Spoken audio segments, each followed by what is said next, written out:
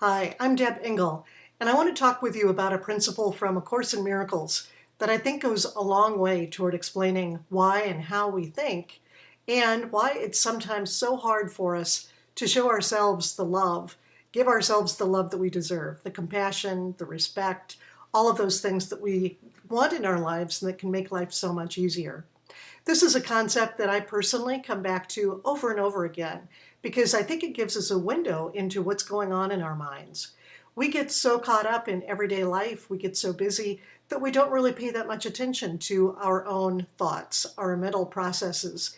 And so we just get swept away by them. We don't necessarily know what's going on between our ears.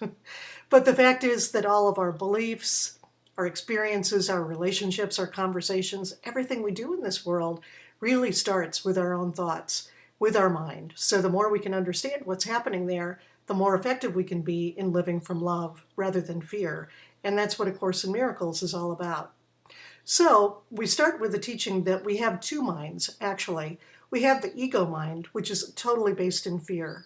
It's the part of our mind that believes that we are adrift, cut off from God, cut off from one another, and that we constantly have to do something to try to prove ourselves and to justify our existence. It's always fear-based, and that's a pretty miserable place to live, but it's the place that a lot of us live a lot of the time.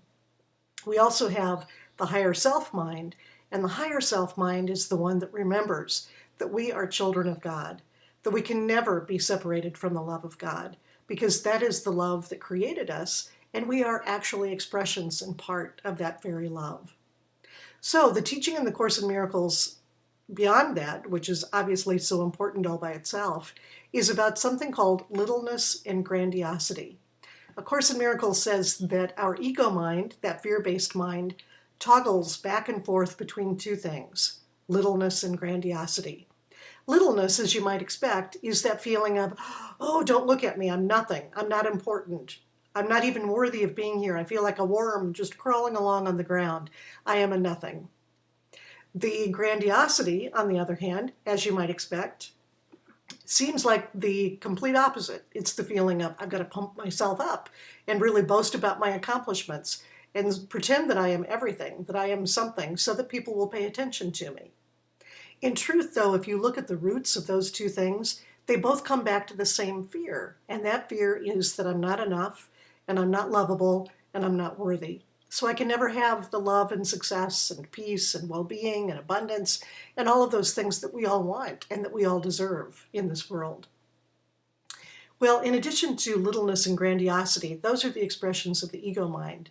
But A Course in Miracles says that there is also the expression of the higher self mind, and that's grandeur. Grandeur, if we could pose in grandeur, this is what it would look like. It would be, imagine that you're just standing with your feet firmly planted on the ground, your legs are just slightly apart, your shoulders are relaxed, and you've got your hands extended with your palms up in an attitude and a posture of giving and receiving. And you're just standing in your own power, not the power over somebody else, but the power that comes from knowing that you are connected to your source always, and that nothing can change that. Nothing can change the love of God that you are. So here's the thing. We can live in that world of littleness and grandiosity in our ego minds, or we can live in the world of grandeur and create that world in everything that we say and do. As human beings, we're going to go back and forth. Sometimes we'll be in that ego mind, but sometimes more and more we can be in that higher self mind as long as we're aware of it and we constantly remind ourselves and remember to go back to that space. The great thing about grandeur and about our higher self mind is we don't have to go inside and grab it. We don't have to look for something outside of ourselves to find it. It is who we are. It's the truth of who we are. So in essence, we don't have to take on grandeur or assume it or even claim it for ourselves. What we really want to do is just let go of the fear that's not the grandeur. Let go of that littleness and grandiosity.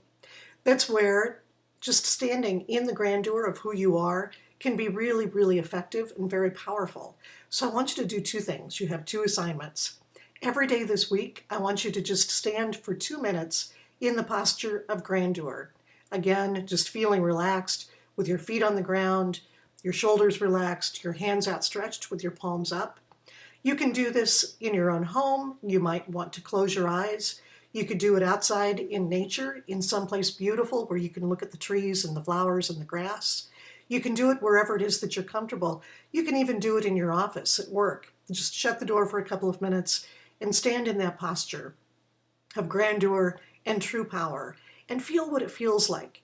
Because here's the second thing, after you get used to that feeling of grandeur, I want you to put it to work. I want you to use it.